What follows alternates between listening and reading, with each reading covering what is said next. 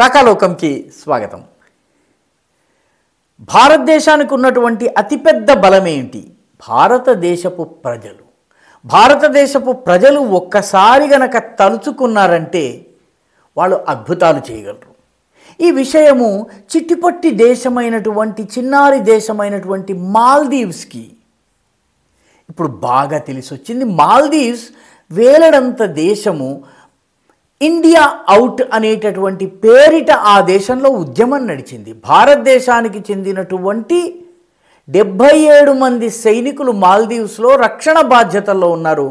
వాళ్ళని తరిమేయాలని చెప్పేసి ఒక నినాదం తీసుకుని మహమ్మద్ మొయిజు అనేటటువంటి వ్యక్తి దేశాధినేత అయ్యాడు.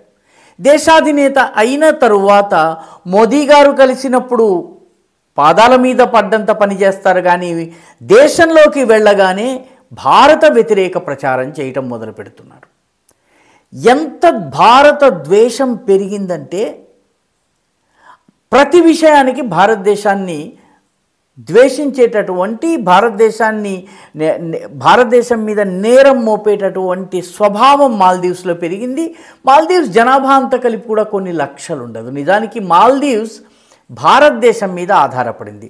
మాల్దీవ్స్లో ఉన్నటువంటి ఏకైక వాటర్ సప్లై సిస్టమ్ పాడైపోతే మాల్దీవ్స్కి భారతదేశము విమానాలలో వాటర్ ట్యాంకుల్ని తీసుకెళ్ళి అక్కడ ప్రజల దాహార్తిని తీర్చింది.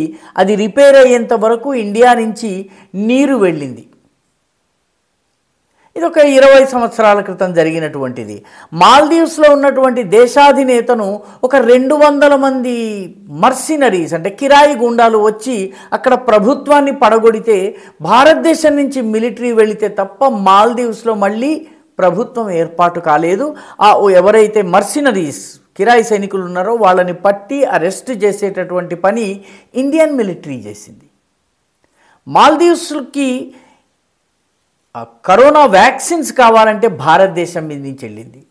మాల్దీవ్స్ మునిగిపోయేటటువంటి ద్వీపము, ఎందుకంటే సముద్ర మట్టము ద్వీప మట్టము దాదాపుగా సమానంగా ఉంది. ఉష్ణోగ్రత పెరిగి సముద్ర మట్టం కనుక పెరిగితే ప్రపంచంలో మొట్టమొదట మునిగిపోయే దేశం మాల్దీవ్స్. కాబట్టి మాల్దీవ్స్కి చెందినటువంటి ధనవంతులందరూ కూడాను డబ్బు తీసుకొచ్చి కేరళ తీరంలో, కేరళ చుట్టుపక్కల ప్రాంతాల్లో ల్యాండ్స్ కొనుక్కుని, ఉత్తర కేరళ ఎక్కడైతే మల్లప్పురం ఈ ప్రాంతాలు ఎక్కడైతే ముస్లిం జనాభా ఎక్కువ ఉందో అక్కడ ల్యాండ్స్ కొనుక్కుని ఇల్లు కట్టుకుంటున్నారు. అది మునిగిపోతే ఇక్కడికి రావచ్చుని.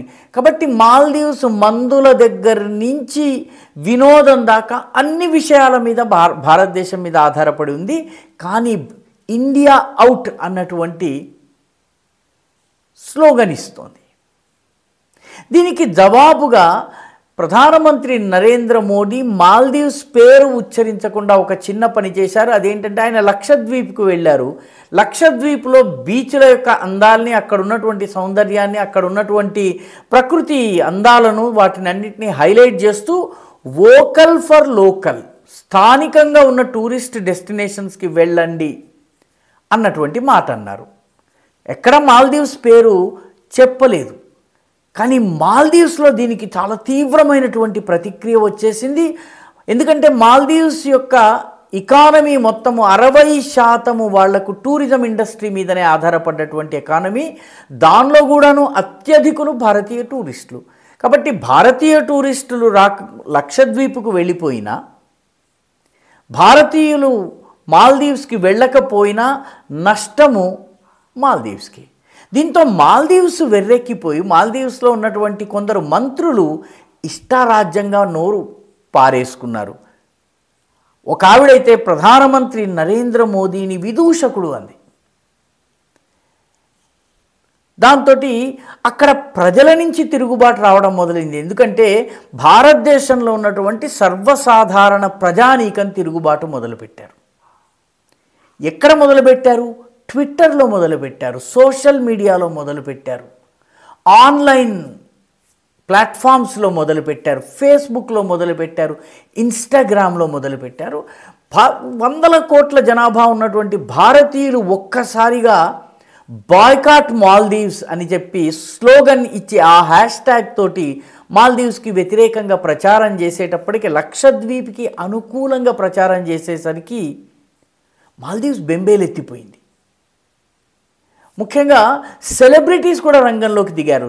సచిన్ టెండూల్కర్ అసలు మాల్దీవ్స్కి వెళ్లాల్సిన అవసరం ఏముంది, మన సింధుదుర్గ ఎంత అందమైనటువంటి ద్వీపము, అక్కడికి వెళ్దాము, మహారాష్ట్ర తీరంలో ఉంది అన్నారు. జాన్ అబ్రహాం, అదేవిధంగా సల్మాన్ ఖాన్, అక్షయ్ కుమార్, కంగనా రనౌత్ వంటి సెలబ్రిటీస్ అందరూ కూడాను లక్షద్వీప్కి బాసటగా నిలిచారు. మాల్దీవ్స్ యొక్క మంత్రులు ఏదైతే అవాకులు చవాకులు పేలుతున్నారో దానికి వ్యతిరేకంగా గళం విప్పారు. ఎప్పుడైతే బాయ్కాట్ మాల్దీవ్స్ అనేది ట్రెండ్ కావడం మొదలైందో, అంటే ప్రజాశక్తి ఒక్కసారిగా మాల్దీవ్స్ని కుదిపేసింది. ఎందుకు కుదిపేసింది? ఒక్కటంటే ఒక్క రోజులో 8600 హోటల్ బుకింగ్స్ మాల్దీవ్స్లో క్యాన్సిల్ అయిపోయినాయి. ఇవన్నీ భారతదేశానికి చెందినవి. భారతదేశానికి చెందినటువంటి 8600 bookings, hotel bookings cancelled in 1 day. అదేవిధంగా 2500 ఫ్లైట్ టికెట్స్ ఇండియా నుంచి మాల్దీవ్స్కి వెళ్ళవలసినవి క్యాన్సిల్ అయినాయి. ఇదంతా ఒక్క రోజులోనే. రానున్న రోజుల్లో ఈ సంఖ్య మరింత పెరగబోతోంది. హోటల్ బుకింగ్స్ క్యాన్సిల్ కాబోతున్నాయి, ఫ్లైట్ టికెట్స్ క్యాన్సిల్ కాబోతున్నాయి. వీళ్ళందరూ లక్షద్వీప్కో, సింధుదుర్గకో, అండమాన్స్కో, లేకపోతే మిగతా భారతదేశంలో ఉన్నటువంటి టూరిస్ట్ స్పాట్స్కి వెళ్ళేటట్లయితే మాల్దీవ్స్ ఎకానమీ తక్షణం కుప్పకూలిపోతుంది. ఒక్కసారిగా మాల్దీవ్స్లో ఉన్నటువంటి హోటల్ ఇండస్ట్రీ వాళ్ళు ఉద్యమం చేపట్టారు, ఆందోళన చేపట్టారు, దేశాధ్యక్షుడికి కంప్లైంట్ చేశారు. మా ఇండస్ట్రీ మూసుకోవలసిన పరిస్థితి వస్తుంది ఇండియన్స్ కనుక రాకపోతే, కాబట్టి తక్షణం పరిస్థితిని చక్కదిద్దండి. హోటల్ ఇండస్ట్రీకి తలొగ్గి దేశాధ్యక్షుడైనటువంటి మహమ్మద్ మొయిజు భారతదేశానికి వ్యతిరేకంగా, నరేంద్ర మోదీకి వ్యతిరేకంగా ట్వీట్స్ చేసినటువంటి 3 మంత్రుల్ని తక్షణం పదవి నుంచి తొలగించారు. మరియం షూయినా అనేటటువంటి మంత్రి, మాల్షా షరీఫ్ అనేటటువంటి మంత్రి, అదేవిధంగా మజూమ్ మజీద్ అనేటటువంటి మంత్రి. 3 మంత్రుల్ని తక్షణము తొలగించేసరికి ఒక్కసారిగా మాల్దీవ్స్లో ఇప్పుడు చాలా పెద్ద సంక్షోభం తలెత్తింది. ఎందుకంటే ప్రజలలో ఏదైతే భారత వ్యతిరేకతను పెంచి రాజకీయం చేయొచ్చు అనుకుని మొహమ్మద్ మొయిజు భావించారో అది ఇప్పుడు ఉల్టా పడింది. ఇవన్నీ చాలవన్నట్టుగా జనవరి 6వ తారీఖున మాల్దీవ్స్లో ఉన్నటువంటి ఆ దేశాధినేత దగ్గర నుంచి ఆ దేశపు విదేశ వ్యవహారాల మంత్రి, హోంమంత్రి, ఆ దేశపు రకరకాల మంత్రిత్వ శాఖలు, ప్రభుత్వ విభాగాలన్నిటి వెబ్సైట్స్ హ్యాకింగ్కి గురైనాయి. గంటల పాటు పనిచేయలేదు. వాటిని రిపేర్ చేయడానికి మళ్ళీ భారతీయ ఇంజనీర్సే, సాఫ్ట్వేర్ ప్రోగ్రామర్సు, భారతదేశానికి చెందినటువంటి సాఫ్ట్వేర్ ఇండస్ట్రీకి సంబంధించిన వాళ్ళే రావలసి వచ్చింది. అప్పుడు పరిస్థితి చక్కబడింది. కొన్ని గంటల పాటు మారిషస్ ఆన్లైన్లో నుంచి ఆఫ్లైన్లోకి వెళ్ళిపోయింది. ఇప్పుడు మాల్దీవ్స్లో ఉన్నటువంటి ప్రజానీకానికి నెమ్మదిగా ఈ భారత వ్యతిరేకత వల్ల లాభం లేదన్నటువంటి విషయం తెలిసింది. ఈ మొత్తము విజయానికి కారకులు ప్రజలు. భారతదేశపు జనాభా ఒక్కసారి తలుచుకున్నట్లయితే సోషల్ మీడియాలో వాళ్ళు ఒక్కసారి బాయ్కాట్ మాల్దీవ్స్ అన్నటువంటి స్లోగన్ గనక పెట్టినట్లయితే మాల్దీవ్స్ వంటి దేశము రాత్రికి రాత్రి మోకాళ్ళ మీద కూర్చుని క్షమాపణలు చెప్పే దిశగా వచ్చింది. 3 మంత్రులను తొలగించేసేటువంటి పరిస్థితికి వచ్చింది. హోటల్ ఇండస్ట్రీ యొక్క సంక్షోభాన్ని సరిదిద్దేందుకు ఏం చేయాలో తెలియనటువంటి పరిస్థితి వచ్చింది.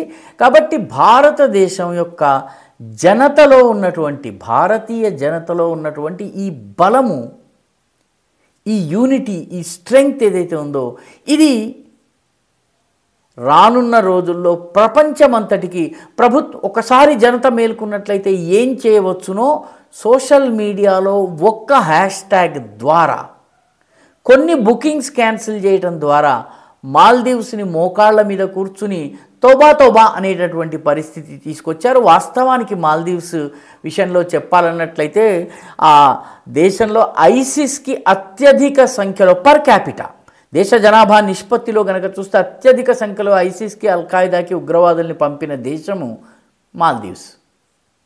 కాబట్టి ఈ విషయాలన్నీ ఇప్పుడు బయటకి ప్రజలు తీసుకొస్తున్నారు. భారతదేశపు ప్రజలు తలుచుకుంటే ఏదైనా చేయగలరు అనడానికి మాల్దీవ్స్ని మోకాళ్ళ మీదకి తీసుకుని రావడమే ఒక అద్భుతమైనటువంటి ఉదాహరణ. ఈ వీడియో మీకు నచ్చినట్టయితే లైక్ చేయండి, షేర్ చేయండి, ఈ ఛానల్కు సబ్స్క్రైబ్ చేయండి, మీ అభిప్రాయాన్ని కమెంట్ల రూపంలో తప్పనిసరిగా పంపించండి.